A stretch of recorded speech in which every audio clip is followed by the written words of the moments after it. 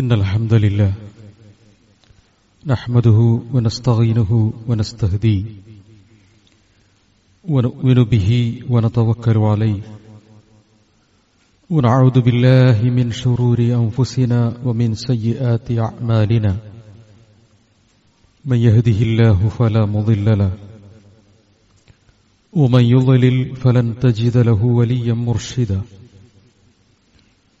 اللهم صل على محمد وعلى آل محمد كما صليت على إبراهيم وعلى آل إبراهيم اللهم بارك على محمد وعلى آل محمد كما باركت على إبراهيم وعلى آل إبراهيم إنك حميد مجيد أما بعد فإن خير الحديث كتاب الله وخير الهدي هدي محمد صلى الله عليه وسلم وشر الأمور محدثاتها وكل محدثة بدعة وكل بدعة ضلالة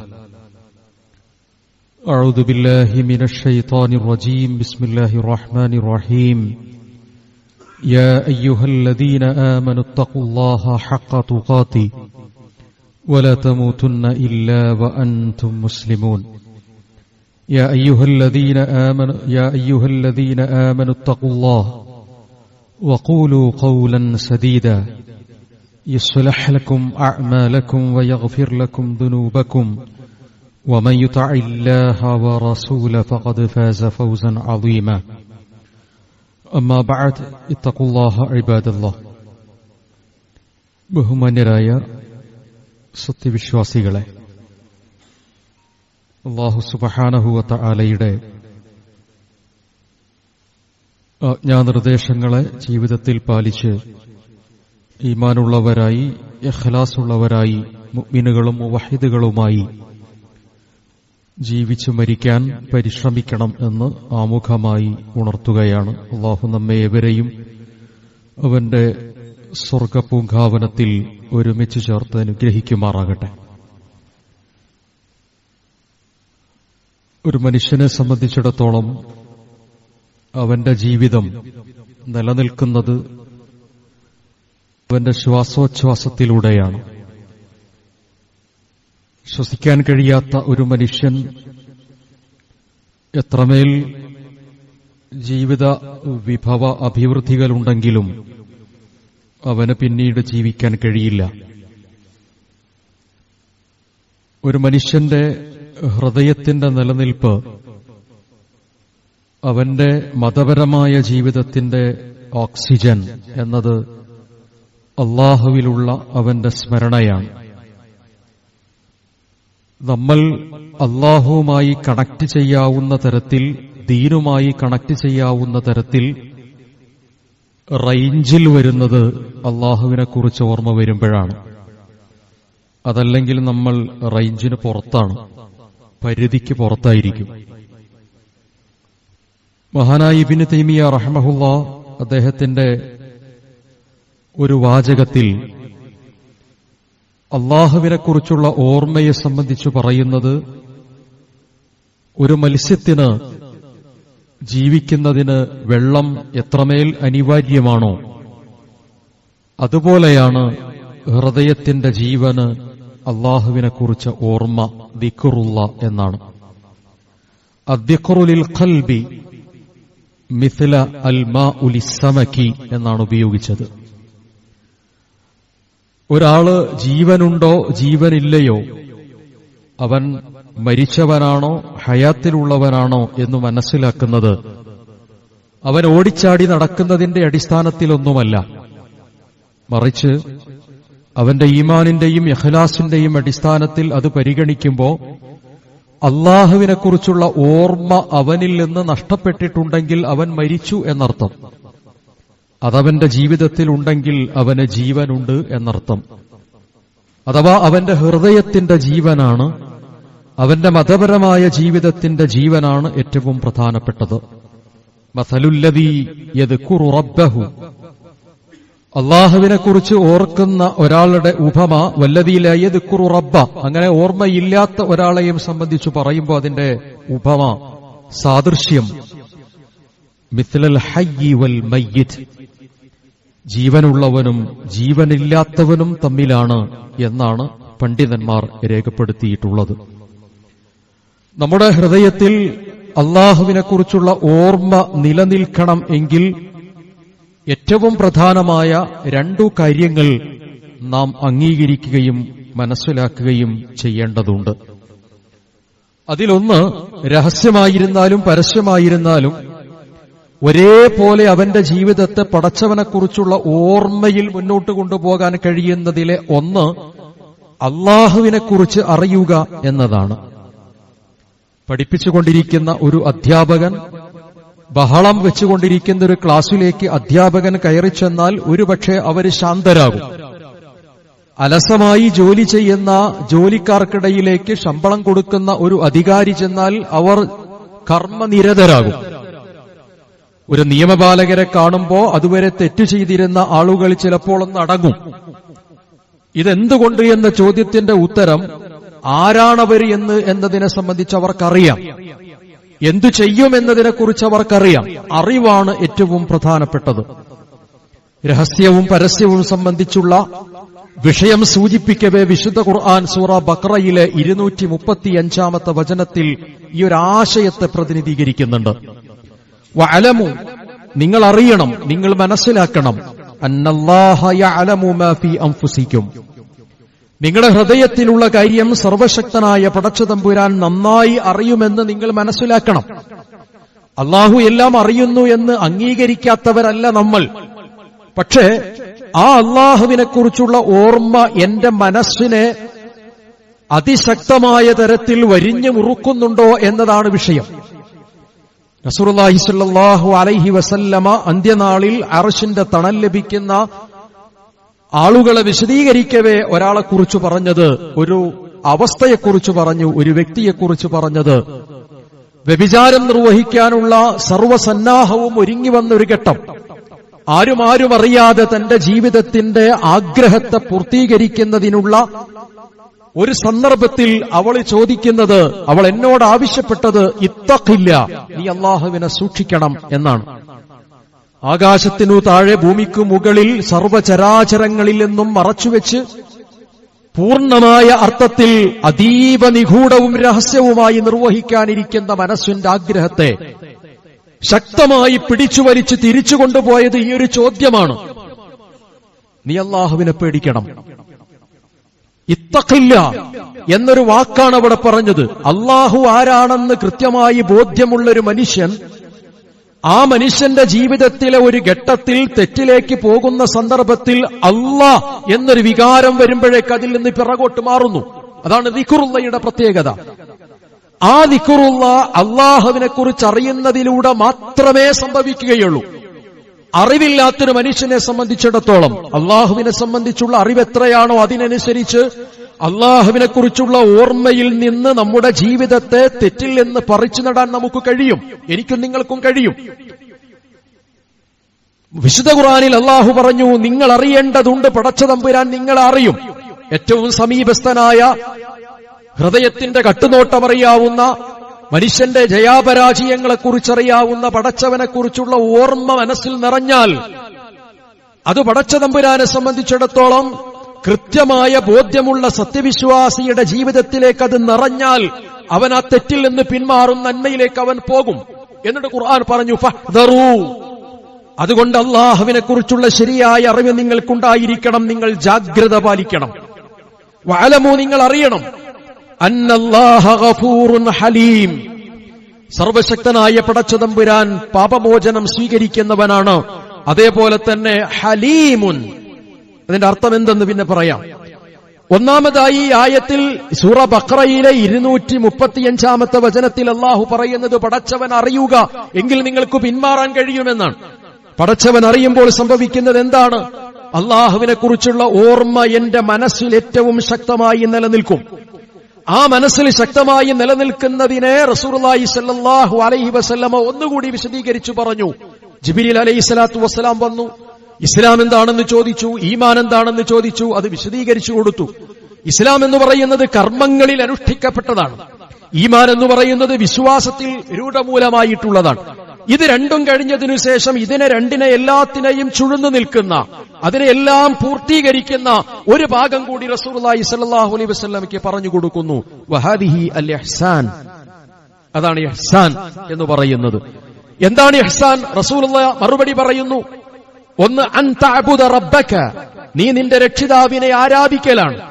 അല്ലാഹുവിനെ നീ കാണുന്നുണ്ട് എന്ന അർത്ഥത്തിൽ, അതല്ലെങ്കിൽ അല്ലാഹുവിനെ നിനക്ക് കാണാൻ കഴിയില്ലെങ്കിൽ അല്ലാഹു നിന്നെ കാണുന്നുണ്ട് എന്ന അർത്ഥത്തിൽ. രണ്ടു ഘട്ടമാണ് അവിടെ വിശദീകരിച്ചത്. എല്ലാം കാണുന്നവൻ പടച്ചവനാണ് എന്ന ബോധ്യം നിനക്കുണ്ടാകുമ്പോൾ നിന്റെ ജീവിതത്തിൽ ഇഹ്സാൻ സംഭവിക്കും എന്നതാണ്. ആ ഇഹ്സാനെ കുറിച്ച് വിശദീകരണങ്ങൾ ധാരാളമായി നിർവഹിക്കപ്പെട്ടിട്ടുണ്ട്. പടച്ചവനെ കുറിച്ചുള്ള ഓർമ്മ നമ്മുടെ മനസ്സിൽ വരുമ്പോ ആ മനസ്സിലുള്ള ഓർമ്മയുടെ അടിസ്ഥാനത്തിലാണ് നമ്മൾ നന്മ ചെയ്യുന്നതും തിന്മയിൽ നിന്ന് മാറി നിൽക്കുന്നതും. മനസ്സിലേക്ക് അല്ലാഹുവിനെ കുറിച്ചുള്ള ഓർമ്മ എപ്പോഴാണോ നഷ്ടപ്പെടുന്നത്, മറ്റൊരു ഭാഷയിൽ പറഞ്ഞാൽ ഇഹ്സാൻ എപ്പോഴാണോ ഇല്ലാതായിത്തീരുന്നത്, അപ്പോൾ സംഭവിക്കുന്നത് നീ തെറ്റിലേക്ക് പോകുന്ന അവസ്ഥയാണ്. റസൂലുള്ളാഹി സ്വല്ലല്ലാഹു അലൈഹി വസല്ലമ പറഞ്ഞു, ഒറ്റക്കിരിക്കുമ്പോൾ അല്ലാഹുവിനെ കുറിച്ച് വഫാദത്ത് ഐനാഹ്, അവന്റെ കണ്ണിൽ നിന്ന് കണ്ണുനീരൊലിച്ചു വരുന്നു. ഒറ്റക്കിരിക്കുമ്പോൾ അല്ലാഹുവിനെ കുറിച്ചുള്ള ഓർമ്മയാൽ അവന്റെ മനസ്സ് നിറയുന്നു. ഞാനും നിങ്ങളും ഒറ്റക്കിരിക്കുന്ന സമയത്ത് പടച്ചവനെ കുറിച്ചുള്ള ഓർമ്മയാണോ, തെറ്റിലേക്കുള്ള മനസ്സിന്റെ സഞ്ചാരമാണോ സംഭവിക്കുന്നത്? ആരും കാണുന്നില്ലെന്ന് മനസ്സിലാകുമ്പോ തന്റെ കയ്യിലുള്ള ഡിവൈസുകളിലേക്ക് തന്റെ ഹൃദയത്തിന്റെ ആഗ്രഹമനുസരിച്ച് നടന്നു പോകുന്നു നമ്മൾ. അവിടെ എന്തുകൊണ്ട് അതിൽ നിന്ന് പിന്മാറാൻ കഴിയുന്നില്ല? എന്റെ കണ്ണിനെയും എന്റെ കാതിനെയും എന്റെ മനസ്സിനെയും എന്റെ ജീവിതത്തെയും മതബന്ധിതമാക്കി കൊണ്ടുവരുന്നതിന് ഒറ്റക്കായിരുന്നാൽ സത്യവിശ്വാസികളായ ആളുകൾ പടച്ചവനെ കുറിച്ച് ഓർത്തിട്ട് അവന്റെ കണ്ണുനീർ വാർക്കുന്നു എന്നാണ് റസൂലുള്ളാഹി വിശദീകരിച്ചത്. അതെത്ര കണ്ട് കുറയുന്നുവോ അത്ര കണ്ട്, വിശ്വാസം എത്ര കണ്ട് കുറയുന്നുവോ, ഇഹ്സാൻ എത്ര കണ്ട് ഒരാളിൽ നിന്ന് കുറയുന്നുവോ അവന് നിഫാഖ് സംഭവിക്കുമെന്ന് റസൂലുള്ളാഹി സ്വല്ലല്ലാഹു അലൈഹി വസല്ലമ പറഞ്ഞു. നമുക്കൊക്കെ പരിചയമുള്ളൊരു വചനമാണ് നാഫഖ ഹൻദല റളിയല്ലാഹു അൻഹുവിന്റെ വാക്ക്. അബൂബക്കർ റളിയല്ലാഹു അൻഹുവിന്റെ സംവിധാനത്തിൽ വന്നുകൊണ്ട് കരയുന്ന നാഫഖയോട് ചോദിച്ചു, എന്താണ് നീ കരയുന്നത്? മറുപടിയായി പറഞ്ഞത് നാഫഖ ഹൻദല മുനാഫിഖായി എന്നതാണ്. ആ സമയത്ത് നിഫാഖ് എന്ന് പറയുന്ന, മുനാഫിഖ് എന്ന് പറയുന്ന പദം അത്രമേൽ ഗൗരവമുള്ള വിഷയമായിരുന്നു. കാരണം നേർക്കുനേരെ അവരനുഭവിക്കുകയാണ് മുനാഫിഖിനെയും മുനാഫിക്കിന്റെ ലക്ഷണത്തെയും. നമുക്ക് പരിചയമില്ല, വളരെ അപകടകാരിയായ ഒരാളുടെ പേര് അല്ലെങ്കിൽ ഒരു അവസ്ഥയുടെ പേര്, അവൻ ഫാസിസ്റ്റാണ് എന്ന് പറയുമ്പോ, അവൻ തീവ്രവാദിയാണ് എന്ന് പറയുമ്പോ നമ്മുടെ മനസ്സിൽ അതിനെക്കുറിച്ചുള്ള വല്ലാത്തൊരു വിഷമസന്ധി കടന്നു വരുന്നുണ്ട്. എന്നതുപോലെ അവൻ കള്ളുകുടിയനാണ്, അവൻ വ്യഭിചാരിയാണെന്നൊക്കെ പറയുമ്പോ നമുക്കത് മനസ്സിലാകും. അത്രമേൽ പരിചിത വൃത്തത്തിലാണ് ആ പദമുള്ളത്. അതേപോലെ തന്നെ പരിചിത വൃത്തത്തിലാണ് അവർക്ക് നിഫാഖ് എന്ന് പറയുന്ന പദമുള്ളത്. അവിടെ ആ സമൂഹം ധാരാളമായിരുന്നു. ഹൻദല റളിയല്ലാഹു അൻഹു അതിന് മറുപടിയായി പറയുന്നു, എന്താണ് നിനക്ക് അങ്ങനെ തോന്നാൻ കാരണം? നിങ്ങൾക്ക് അങ്ങനെ തോന്നുന്നുവോ എന്നതിന് എന്റെ ഹൃദയത്തിൽ നിന്ന് പടച്ചവനെ കുറിച്ചുള്ള ഓർമ്മ ചില സന്ദർഭത്തിൽ നിന്ന് പോകുന്നു എന്നാണ് മറുപടി പറഞ്ഞത്. പള്ളിയിൽ വരുമ്പോഴും നമസ്കരിക്കുമ്പോഴും ആരാധനാകർമ്മങ്ങളിൽ വരുമ്പോഴും ദീനിനെക്കുറിച്ച് ഓർമ്മിക്കുന്ന സമയത്തും ദിക്റുല്ലാഹ്, അല്ലാഹുവിനെ കുറിച്ചുള്ള ഓർമ്മ എന്റെ മനസ്സിൽ നിറയുന്നുണ്ട്. പരലോകത്തെക്കുറിച്ച് പറയുമ്പോൾ പേടി വരുന്നുണ്ട്. പക്ഷേ ജീവിത വ്യവഹാരങ്ങളിലേക്ക് കടന്നു പോകുമ്പോ അതൊക്കെയും നഷ്ടപ്പെട്ടു പോകുന്ന അവസ്ഥയാണ്. അതിനെയാണല്ലോ കാപഢ്യം എന്ന് പറയുന്നത്, അതിനെയാണല്ലോ നിഫാഖ് എന്ന് പറയുന്നത്. അതാണ് നിഫാഖ്, നാഫഖ ഹൻദല എന്ന് പറഞ്ഞത്. അങ്ങനെയെങ്കിൽ ഞാനും ആ കൂട്ടത്തിലാകുമല്ലോ എന്ന് അബൂബക്കർ റളിയല്ലാഹു അൻഹു പറയുന്നു. നബി സല്ലല്ലാഹു അലൈഹി വസല്ലമയുടെ അടുക്കൽ പോകുന്നു, വിഷയം അവതരിപ്പിക്കുന്നു.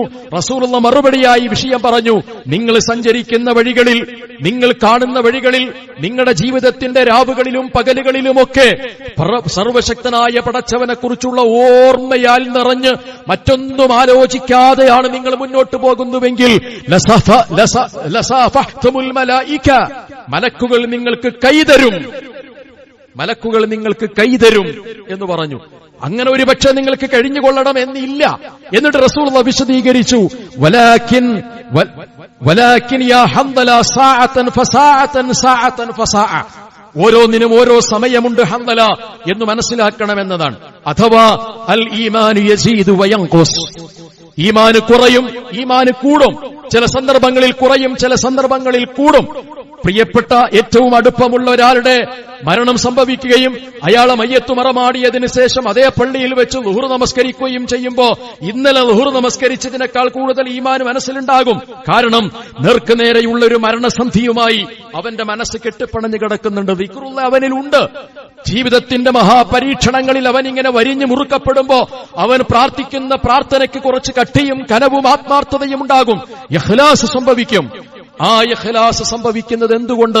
അവിടെയാണ് ദിക്റുള്ള എന്ന് പറയുന്നത്. ഞാൻ അല്ലാഹുവിനെ കാണുന്നില്ല, പക്ഷേ അല്ലാഹു എന്നെ കാണുന്നുണ്ട് എന്ന പൂർണ്ണമായ ബോധ്യത്തിന്റെ അടിസ്ഥാനത്തിൽ ഒരു മനുഷ്യൻ അത് നിർവഹിക്കുമ്പോഴാണ്, ഒരു മനുഷ്യൻ അവന്റെ കർമ്മത്തിലേക്ക് പ്രവേശിക്കുമ്പോഴാണ് അവന്റെ ഹൃദയത്തെ നന്മയിലേക്ക് കൊണ്ടുപോകാനും തിന്മയിൽ നിന്ന് തടുക്കുവാനും സാധിക്കുന്നത്. എന്നിട്ട് റസൂൽ പറഞ്ഞു, വദാലിക യൂജബ്, നിങ്ങളെ സംബന്ധിച്ചിടത്തോളം നിങ്ങൾക്ക് അത്തരമൊരു ഘട്ടത്തിൽ ഇഹ്സാൻ അനുസരിച്ച് കൊണ്ടുപോകുന്ന ഒരു ഘട്ടത്തിൽ നിർബന്ധമായി വരേണ്ടതുണ്ട് അൽ ഖശ്യ. അൽ ഖശ്യ, അല്ലാഹുവിനെ കുറിച്ചുള്ള ഭയം. പേടി എന്ന് പറയുമ്പോ ആ ഭയം എന്ന് പറയുന്നതിനെയാണ് തഖ്വ എന്ന് വിശദീകരിച്ചത്. ഖദ് അഫ്ലഹൽ മുഅ്മിനൂൻ, സത്യവിശ്വാസികളായ ആളുകൾ വിജയിച്ചിരിക്കുന്നു.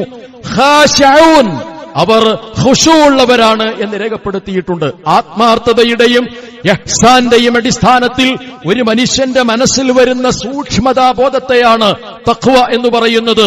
തഖ്വയുടെ കാമ്പെന്ന് പറയുന്നത് ഖശ്യ, അല്ലാഹുവിനെ കുറിച്ചുള്ള ഭയമാണ് എന്നത്. പേടി എന്ന് പറയുമ്പോൾ പേടിച്ചു പിന്മാറുന്നതിനെ കുറിച്ചല്ല, ജയാപരാജയങ്ങളെക്കുറിച്ച് നരകസ്വർഗങ്ങളെക്കുറിച്ചുള്ള ആലോചനയിലും പടച്ചവനിത് കാണുന്നുണ്ടല്ലോ എന്ന അർത്ഥത്തിലും ഒരാൾ നിർവഹിക്കുന്ന ഖശ്യത്താണ് ഏറ്റവും പ്രധാനപ്പെട്ടത്. റസൂലുള്ളാഹി സ്വല്ലല്ലാഹു അലൈഹി വസല്ലമ നോമ്പിനെ കുറിച്ച് വിശദീകരിക്കുന്നിടത്ത് രണ്ട് കാര്യം പറഞ്ഞു. അത് നിരന്തരമായി പറഞ്ഞു, ഒറ്റവാക്കിൽ മുജറദായി പറയാതെ വളരെ കൃത്യമായി അത് വിശദീകരിച്ചു. നിങ്ങൾ നോമ്പ് നോറ്റാൽ ഇന്നതുണ്ടെന്ന് പറഞ്ഞില്ല. മൻ ഖാമ റമളാന, മൻ സ്വാമ റമളാന, മൻ ഖറഅ റമളാന, ഇങ്ങനെ ഓരോന്നെടുത്തു പറഞ്ഞു. എന്താ ഇതിന്റെ താല്പര്യം? എന്താണ് അതിന്റെ താല്പര്യം? നിരന്തരമായി അവന്റെ മനസ്സിലേക്ക് പടച്ചവനെ കുറിച്ചുള്ള ഓർമ്മ കയറി വരികയും അവന്റെ ജീവിതത്തെ പുതുക്കി ഈമാൻ കൊണ്ട് നനഞ്ഞ നാവും നിറഞ്ഞ മനസ്സുമുള്ളവനായി അവന് മാറാൻ കഴിയണം എന്നതാണ്. രണ്ടു നിബന്ധനയാണ് അവിടെ പറഞ്ഞത്. ഈമാനൻ വഹ്തിസാബൻ. ഒന്ന്, ഈമാൻ ഉണ്ടാകണം. ഈമാനിൽ പൂർത്തീകരിക്കണമെങ്കിൽ ഇഹ്സാൻ വേണം. ഇഹ്സാൻ വേണം. ചെറിയ കൊച്ചുകുട്ടികൾ വരെ നോമ്പനുഷ്ഠിക്കുന്ന സമയത്ത് വെള്ളം അകത്തേക്ക് പോകണമെന്ന ആഗ്രഹമുണ്ടായിരുന്നിട്ടും അത് അകത്തേക്ക് കൊണ്ടുപോകാത്തത് എന്തുകൊണ്ട്? അവരുടെ ഉള്ളിൽ പടച്ചോനെ എന്ന ഒരു തോന്നലുള്ളത് കൊണ്ടാണ്. അത് അത്ര ശക്തമൊന്നുമല്ല, പക്ഷെ എന്നാലും ശരി, പടച്ചവൻ കാണുന്നുണ്ടല്ലോ എന്നൊരു വികാരം കൊണ്ടാണല്ലോ അതിൽ നിന്ന് വരുന്നത്. ആ വികാരമാണ് ഈമാൻ എന്ന് പറയുന്നത്. ആ ഈമാനിനെ ശക്തിപ്പെടുത്തുന്നത് ഇഹ്സാനാണ്, ഖശ്യത്താണ് എന്നാണ് മനസ്സിലാക്കേണ്ടത്. അൽ ഖശ്യ ഇഹ്സാനിന്റെയും ഇഖ്ലാസിന്റെയും അടിസ്ഥാനത്തിൽ രൂപപ്പെടുന്ന സൂക്ഷ്മതാബോധമാണ്. ആ സൂക്ഷ്മതാബോധമുണ്ടാകണം. നമുക്കറിയാവുന്ന ചരിത്ര സംഭവമാണ്. ഗുഹാമുഖത്ത് അകപ്പെട്ടിട്ടുള്ള ആളുകൾ 3 പേർ അവർ പ്രാർത്ഥിക്കുന്നു. പടച്ചവൻ ആ ഗുഹാമുഖത്ത് കടന്നു വന്നിട്ടുള്ള ഒരു കല്ലിനെ മാറ്റിക്കളയുന്നു. ഇമാമക്കഥയല്ല, റസൂലുള്ളാഹി പഠിപ്പിച്ചു തന്നിട്ടുള്ള ഒരു സംഭവത്തെക്കുറിച്ചുള്ള വിശദീകരണമാണ്. ഒരു ഉപമയോ ആഖ്യാനമോ ആയി നമുക്കതിനെ മനസ്സിലാക്കിയാലും ശരി, അതിന്റെ ഏറ്റവും അടിസ്ഥാനപരമായ ആത്മാവ് ഇഖ്ലാസ് കൊണ്ട്, ഇഖ്ലാസിന്റെ ശക്തി കൊണ്ട് ഗുഹാമുഖത്ത് വന്നു വന്നിട്ടുള്ള ഒരു പാറക്കല്ലിനെ പോലും മാറ്റിയെടുത്തു എന്നതാണ്. ആ 3 പേർ അവരുടെ ഈമാനിന്റെ ഇഖ്ലാസിന്റെ ശക്തി കൊണ്ടാണ് അവിടെ വന്നത്. അതെ, ഈമാൻ കൊണ്ട്, ഈമാനൻ വഹ്തിസാബൻ, പ്രതിഫലേച്ഛയോടുകൂടിയിട്ടാണ് ചെയ്യുന്നത്. ഇത് രണ്ടും നിരന്തരമായി പരിശോധനാ വിധേയമാക്കണമെങ്കിൽ ഉണ്ടായിരിക്കേണ്ട 4 കാര്യമാണ് റസൂലുള്ളാഹി സ്വല്ലല്ലാഹു അലൈഹി വസല്ലം വിശദീകരിച്ചത്. അൽ ഖശ്യ, ഒന്ന് സൂക്ഷ്മതാബോധമാണ്. സൂക്ഷ്മതാബോധം കയറി വരുന്നത് എവിടെ നിന്നാണ്? പടച്ചോനെ, അല്ലാഹുവേ, നീ കാണുന്നുണ്ടല്ലോ എന്ന ബോധ്യത്തിൽ നിന്നാണ്, ഇഹ്സാനിൽ നിന്നാണ് ഖശ്യത്ത് രൂപപ്പെടുന്നത്. 2, വൽ ഖൗഫ്, ഭയമാണ്. വൽ ഖൗഫ്, ഭയമാണ്. എന്താണ് ആ ഭയം?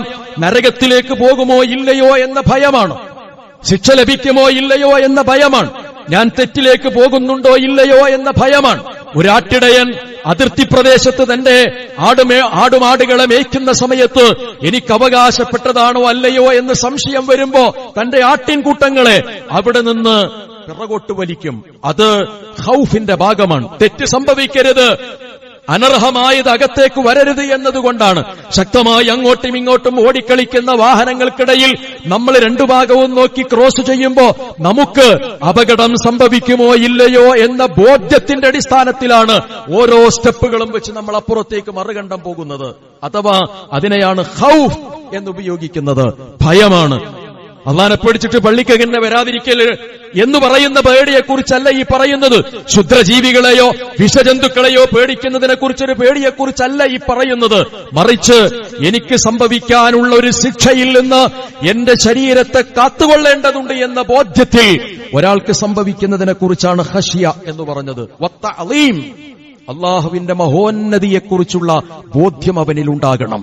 പടച്ചവൻ വലിയവനാണെന്ന് അംഗീകരിക്കുന്നതോടൊപ്പം അള്ളാഹുവിന്റെ മഹത്വത്തെ പ്രകീർത്തിക്കാൻ അവന് കഴിയണം. പാരായണങ്ങളിലൂടെ, നമസ്കാരങ്ങളിലൂടെ, ദിക്റുകളിലൂടെ, വിശുദ്ധ ഖുർആനുമായുള്ള ബന്ധത്തിലൂടെ, തസ്ബീഹുകളിലൂടെ, തഹ്ലീലുകളിലൂടെ, തംഹീദുകളിലൂടെ പടച്ചവന്റെ മഹോന്നതിയെ വാഴ്ത്താൻ അവന് കഴിയേണ്ടതുണ്ട്.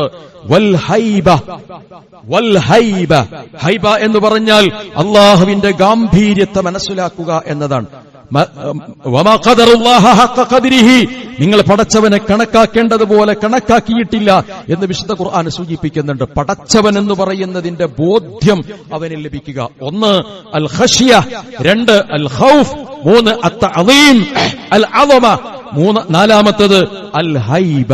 ഈ നാലെണ്ണവും ചേർന്ന് വരുമ്പോഴാണ് ഒരു നോമ്പുകാരനെ സംബന്ധിച്ചിടത്തോളം അവന്റെ ജീവിതത്തിൽ ഈമാനിന്റെയും ഇഹ്തിസാബിന്റെയും പ്രതിഫലേച്ഛയുടെയും വിശ്വാസത്തിന്റെയും അടിസ്ഥാനത്തിൽ എനിക്ക് നഷ്ടപ്പെട്ടു പോകരുത് പ്രതിഫലമെന്ന ഉത്കടമായ ആഗ്രഹത്തിന്റെ അടിസ്ഥാനത്തിൽ അവൻ നോമ്പുകാരനായി മാറുന്നത്. അത്തരമൊരു നോമ്പിലേക്ക് എന്റെ ജീവിതത്തെ കൊണ്ടുപോകാൻ സമയമായിട്ടുണ്ട് എന്ന ബോധ്യം നമുക്കുണ്ടാവുക. അള്ളാഹു നമ്മെ അനുഗ്രഹിക്കുമാറാകട്ടെ.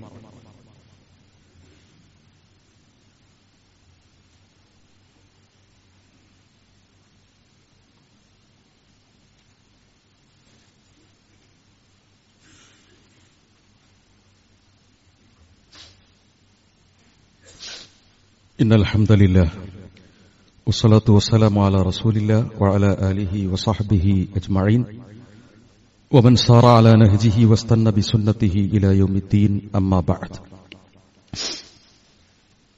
അല്ലാഹുവിനെ സൂക്ഷിക്കണം എന്ന് ഓർമ്മപ്പെടുത്തുകയാണ്.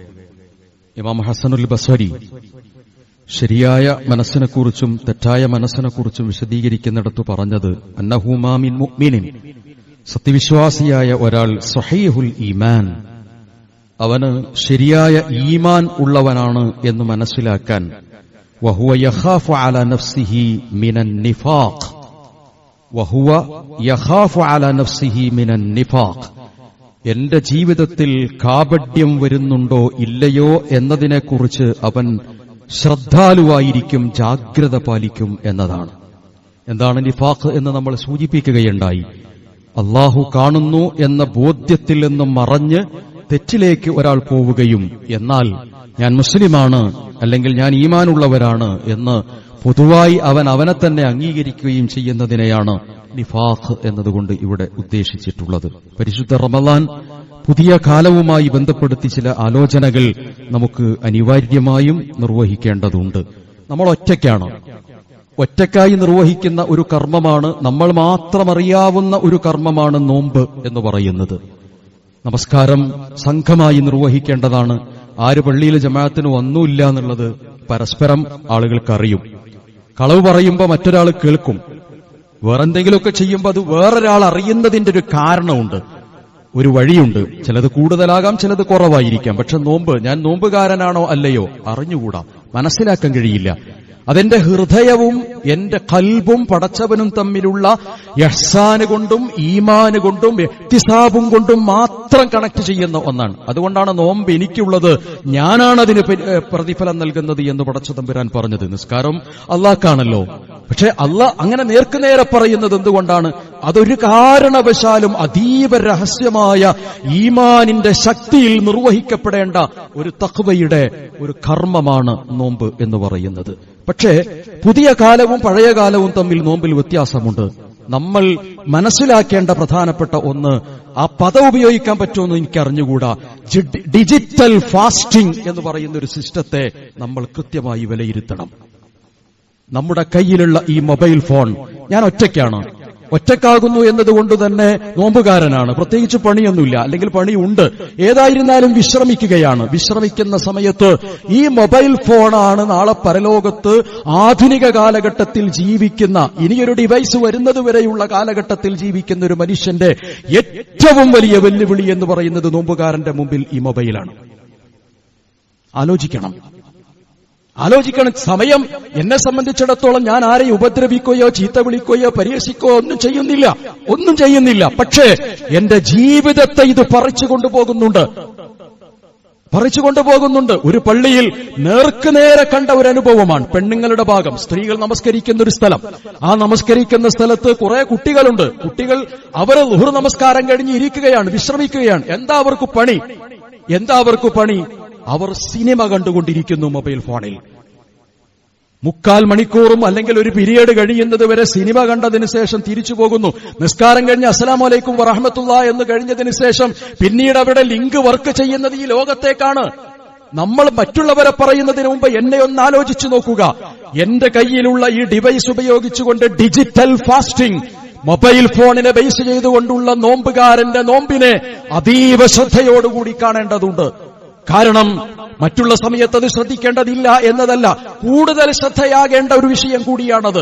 കാരണം എന്റെ കണ്ണ് എവിടേക്കൊക്കെ യാത്ര ചെയ്യുന്നു എന്നത്, മറ്റൊരാൾ ചെയ്യുന്ന ഏതെങ്കിലും ഒരു കാര്യത്തെ ഞാൻ അങ്ങോട്ട് ഷെയർ ചെയ്യുകയും അതേപോലെ തന്നെ ചോര പൊടിയാത്ത തരത്തിലുള്ള യുദ്ധങ്ങൾ ചെയ്യാൻ ഈ മൊബൈൽ ഫോൺ കൊണ്ട് നമുക്ക് കഴിയും.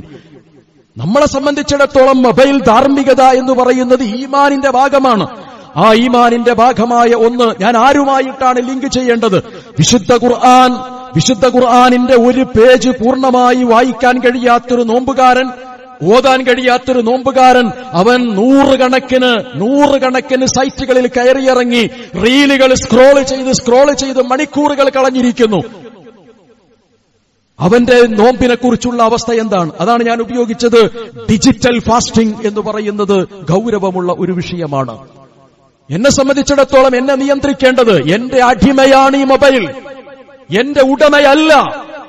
എന്റെ അടിമയായ മൊബൈൽ ഞാൻ പറയുന്നത് കേൾക്കണം. ഞാൻ പണം കൊടുത്തു വാങ്ങിയിട്ടുള്ള, എന്റെ അധീനതയിലുള്ള, എന്റെ പൂർണ്ണ ഉത്തരവാദിത്തത്തിലുള്ള ഈ മൊബൈൽ എന്നെ വഴി നടത്തേണ്ടതാണ് എന്ന് വിചാരിക്കരുത്. ഞാനാണ് മൊബൈലിനെ വഴി നടത്തേണ്ടത്. എവിടെ ഓഫ് ചെയ്യണം, എവിടെ ഓൺ ചെയ്യണം എന്നതിന്റെ അധികാരി ഞാനാണ്. 20,000-ഉം 30,000-ഉം പണം കൊടുത്തതിന് ശേഷം ആ പണം കൊടുത്ത ഡിവൈസ് ഉപയോഗിച്ചുകൊണ്ട് പണം കൊടുത്ത് നരകം കൊയ്യുക എന്ന് പറയുന്ന അപകടത്തിലേക്ക് പ്രിയപ്പെട്ട സഹോദരങ്ങളെ ഞാനും നിങ്ങളും കടന്നു പോകുന്നുണ്ടോ? പരിശോധനാ വിധേയമാക്കണം. വിശുദ്ധ ഖുർആനിന്റെ ആയത്തുകൾ കാണുന്നതിനിടയ്ക്ക്, കേൾക്കുന്നതിനിടയ്ക്ക് ഇടയിൽ കയറി വന്ന മനുഷ്യന്റെ മനസ്സിനെ പിടിച്ചു വലിക്കാവുന്ന ഡിജിറ്റൽ സംവിധാന പ്രകാരമാണ് ഇതിലെ ഓരോ സംവിധാനവും ക്രമീകരിച്ചിട്ടുള്ളത്. നമ്മുടെ ആഗ്രഹമനുസരിച്ച് നമ്മളൊന്ന് ക്ലിക്ക് ചെയ്യുമ്പോഴേക്ക് നമ്മുടെ മനസ്സിന്റെ ആഗ്രഹം വിചാരിക്കുന്നതിന് മുമ്പ് തന്നെ അത് പുറത്തേക്ക് കൊണ്ടുവരും. ദീർഘമായി നമ്മൾ അതിലൂടെ സഞ്ചരിക്കുന്നു. അവിടെ ഗൗരവത്തിൽ അതിൽ നിന്ന് പിന്മാറാൻ നമുക്ക് കഴിയണം. ഖുർആനിനെ കുറിച്ചുള്ള ആലോചനകൾ, പാരായണത്തെക്കുറിച്ചുള്ള ആലോചനകൾ, നമ്മുടെ സാമ്പത്തിക ക്രമീകരണങ്ങളെക്കുറിച്ചുള്ള ആലോചനകൾ, ഇവിടെ ഇത് ഗൗരവത്തിൽ മനസ്സിലാക്കേണ്ട ഒന്നാണ്. 2, സെലിബ്രിറ്റി മൂഡിലാണ് നമ്മളൊക്കെ ഉള്ളത്. പുതിയ കാലം അങ്ങനെയാണ്, സെലിബ്രേഷനാണ്. എന്തിന്റെയും ആഘോഷ ലഹരിയിലാണ് ഈ കാര്യങ്ങൾ കൈകാര്യം ചെയ്യുന്നത്. ആ കൈകാര്യം ചെയ്യുന്നിടത്ത് നോമ്പു തുറയും എത്തിയിരിക്കുന്നു. വിശ്വാസിയെ സംബന്ധിച്ചിടത്തോളം ദീനിന്റെ പരിധികൾ അവൻ പാലിക്കേണ്ടതുണ്ട്. നമ്മളിപ്പോൾ തന്നെ കണ്ടുവച്ചിരിക്കുന്ന ചില പ്രദേശങ്ങളെയൊക്കെ എന്തിന്? നോമ്പു തുറക്കാൻ. എന്നിട്ടോ അവിടെ ത്രിവർണ പതാകകൾ പോലെയുള്ള, ത്രിവർണ ആരവങ്ങൾ പോലെയുള്ള പലതും കെട്ടി ബന്ധിച്ചിരിക്കുന്നു. ബൾബുകൾ പ്രകാശിക്കുന്നു, മിന്നലുകൾ ഉണ്ടാകുന്നു, കണ്ണഞ്ചിപ്പിക്കുന്ന കാഴ്ചകൾ ഉണ്ടാകുന്നു. എന്താണ്? നോമ്പു തുറയാണ്. വിശിഷ്യ നമ്മുടെയൊക്കെ വീടുകളിൽ നിന്ന് എന്റെയും നിങ്ങളെയും മകനും മകളുമായി പുറത്തിറങ്ങുന്ന പ്രിയപ്പെട്ട മക്കള് ക്യാമ്പസിന്റെ പരിസര ഭാഗങ്ങളിൽ ഇങ്ങനെ കണ്ണുവെച്ച് കിടക്കുന്നു. എന്നിട്ടോ നോമ്പ് തുറക്കുന്നു. നോമ്പ് തുറക്കുന്ന സമയത്ത് എല്ലാവരും ആരവത്തോടുകൂടി നോമ്പ് തുറക്കുന്നു. നോമ്പ് തുറ കഴിഞ്ഞ് സെൽഫി എടുക്കുന്നു, ചാടുന്നു, ഓടുന്നു, പാട്ടുപാടുന്നു, ചിരിക്കുന്നു, കളിക്കുന്നു, രസിക്കുന്നു. പ്രിയപ്പെട്ടവരെ, ഒരു സെലിബ്രേഷൻ മൂഡിലേക്ക് പോകേണ്ട ഒരു സാധനത്തിന്റെ പേരാണോ നോമ്പുതുറ എന്ന് പറയുന്നത്? ഇല്ല. സംഘടനാപരമായ ഔചിത്യബോധത്തെ കൃത്യമായി ബോധ്യപ്പെട്ടുകൊണ്ട് തന്നെ സംസാരിക്കുന്നു. സംഘടനാപരമായിട്ടുള്ള നിലപാടുകളെയും സംഘടനാപരമായിട്ടുള്ള പളവളപ്പിനെയും കാണിക്കാനുള്ള ഒരടയാള രേഖയല്ല നോമ്പുതുറ എന്ന് പറയുന്നത്. അള്ളാന്റെ അടുക്കുന്ന കൂലിയിട്ടാളൊരു സാധന. പക്ഷെ നമ്മൾ അങ്ങനെയാണോ? അല്ല. നമ്മുടെയൊക്കെ വീടുകളിലേക്ക് നോമ്പുതുറ സംഘടിപ്പിക്കുന്നു. ആ നോമ്പ് തുറക്കുന്ന സമയത്ത് പ്രിയപ്പെട്ട നമ്മുടെ മക്കൾ അവിടെയും ഇവിടെയുമൊക്കെ ബൾബ് കത്തിക്കുന്നു. ബൾബ് കത്തിച്ചാലേ നോമ്പ് തുറയുള്ളൂ. ഇതൊരു ആഘോഷ മൂഡിലേക്ക് കയറി വന്നിരിക്കുന്നു. ഇത് ഗൗരവത്തോടുകൂടി മുസ്ലിം സമുദായം കാണേണ്ടതുണ്ട്. ഇല്ലെങ്കിൽ അപകടങ്ങളിലേക്ക് ഇത് തിരിച്ചു പോകും. ഈ അപകടത്തെ ഗൗരവത്തിൽ മനസ്സിലാക്കാൻ നമുക്ക് കഴിയുന്നില്ലെങ്കിൽ അത്യന്തം അപകടകരമാണ്. ഏറ്റവും കൂടുതൽ റസൂലുള്ളാഹി സ്വല്ലല്ലാഹു അലൈഹി വസല്ലമ പറഞ്ഞു, നോമ്പുകാരനെ സംബന്ധിച്ചിടത്തോളം ഏറ്റവും അധികം പടച്ചവൻ ഇഷ്ടമുള്ള സമയമേതാണ്? അള്ളാഹുവിന്റെ പ്രവാചകൻ വിശദീകരിച്ചു, അവൻ നോമ്പു തുറക്കുന്ന സന്ദർഭമാണ് എന്നത്. കാരണം നനവ് പറ്റിയിട്ടുള്ള അവന്റെ നാവിലേക്ക് പടച്ചവനെക്കുറിച്ചുള്ള ഓർമ്മയാൽ അവൻ നോമ്പ് തുറക്കുന്ന സമയത്ത് അവന്റെ കൈകളിൽ നിന്ന് ആകാശത്തേക്ക് ഉയരുന്ന ദുആയുടെ വിളി പടച്ചതമ്പുരാൻ കേൾക്കുമെന്ന് പറഞ്ഞു. പക്ഷേ ഈ സെലിബ്രിറ്റി ആഘോഷങ്ങൾക്കിടയിൽ, നോമ്പുതുറ സെലിബ്രിറ്റിക്കിടയിൽ എന്തിനത് റീലുണ്ടാക്കാൻ? പ്രിയപ്പെട്ടവരെ, ഹൃദയം തുറന്നാലോചിക്കണം. നോമ്പുതുറ എന്റെയും നിങ്ങളുടെയും പളപ്പും പത്രാസും കാണിക്കാനുള്ള റീലിന്റെ ഏർപ്പാടിന്റെ പേരാണോ? ഇത്തരത്തിലുള്ള അവസ്ഥകളിലേക്ക് പോകുമ്പോ എന്റെയും നിങ്ങളുടെയും പ്രിയപ്പെട്ട മകനെയും മകളെയും പാടില്ലെന്ന് പറയാൻ കഴിയാത്തവന്റെ പേര് പിതാവ് എന്നാണോ? അവനെ നിയന്ത്രിക്കേണ്ടതില്ലേ? അവന് വരച്ചു കെട്ടി നിൽക്കട എന്ന് പറയണമെന്നതിനെ കുറിച്ചല്ല, ഗൗരവത്തിൽ ബോധ്യപ്പെടുത്തണം. പടച്ചവന്റെ ആഘോഷമാണ്. എന്തേ നമ്മൾ ആരും പള്ളിയിലേക്ക് നിസ്കരിക്കാൻ വന്നിട്ട് ഒരു ജമാഅത്തിന്റെ റീലിടാത്തത്? എന്തേ ഇടാത്തത്? അതിന്റെ ഗൗരവം നമുക്ക് തിരിയുന്നത് കൊണ്ടാണോ? നോമ്പ് റീലെടുക്കാനുള്ളതല്ല, റീൽ കൊടുക്കാനുള്ളതല്ല. ഏതെങ്കിലും ഒരാൾ നോമ്പുതുറ സംഘടിപ്പിക്കുമ്പോൾ ഫോട്ടോ എടുക്കുന്നത് ഇസ്ലാമിക വിരുദ്ധമാണെന്ന് പറയാനല്ല. പക്ഷേ എന്തിനു വേണ്ടിയാണിത് സംഘടിപ്പിക്കുന്നത് എന്നതിനെക്കുറിച്ചുള്ള തിരിച്ചറിവുണ്ടായിരിക്കണം. ഏറ്റവും ശക്തമായൊരു സമയമാണ്. അവന്റെ കൈ ആകാശത്തേക്ക് ഉയരുമ്പോൾ തട്ടിക്കളയാത്ത കൈയാണ് നോമ്പ് തുറക്കുന്ന സമയം എന്നത്. ഞാനും നിങ്ങളും എവിടെ നിൽക്കുന്നത്? എന്നെക്കുറിച്ച് തന്നെയാണ് ഈ പറയുന്നത്. എവിടെയാണ് നമ്മൾ നിൽക്കുന്നത്? മധുരപലഹാരങ്ങളുടെയും വിവിധ സൽക്കാര കൂമ്പാരങ്ങളുടെയും പിന്നിൽ അതൊരുക്കുന്നതിന്റെ തത്രപ്പാടിലാണ് നമ്മളൊക്കെയുള്ളത്. പടച്ചവൻ ഏറ്റവും ഇഷ്ടമുള്ളൊരു സമയത്ത് നോമ്പുതുറ വിഭവങ്ങളുടെ മേൽ കെട്ടിമണി കിടക്കുന്നു. റസൂലുള്ളാഹി പറഞ്ഞില്ലേ, ഒന്നടങ്ങി ഒതുങ്ങി നിൽക്ക്. എന്നിട്ടോ പടച്ചവന്റെ അടുക്കൽ ഒന്ന് കൈകൂപ്പി പറയ്, പടച്ചോനെ, നിനക്ക് വേണ്ടിയിട്ടാണ് എന്റെ ഹൃദയത്തിന്റെ ദാഹമിതാ ശമിച്ചിരിക്കുന്നു.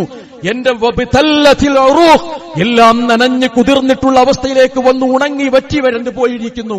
ഇത് പറയുമ്പോ പടച്ചവനുണ്ടാകുന്ന സന്തോഷം ഫർഹത്തുല്ലാഹ്, പടച്ചവൻ അപാരമായ സന്തോഷമാണ് പ്രകടിപ്പിക്കുന്നത് എന്ന് റസൂലുള്ളാഹി പറഞ്ഞു. ഫർഹത്താനി എന്ന് പറയുന്നിടത്ത് അവിടെ നമ്മൾ ശ്രദ്ധിക്കണം.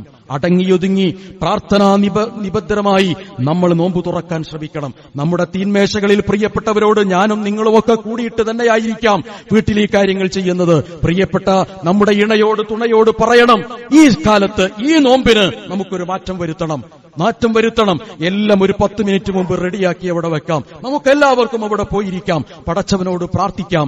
പ്രിയപ്പെട്ട ഉപ്പയും ഉമ്മയും ആകാശത്തേക്ക് കൈയുയർത്തി നാഥാ സഹായിക്കണേ, സ്വീകരിക്കണേ എന്ന് പ്രാർത്ഥിക്കുമ്പോ നമ്മുടെ കുട്ടികളൊപ്പം ഇരുന്ന് പ്രാർത്ഥിക്കും.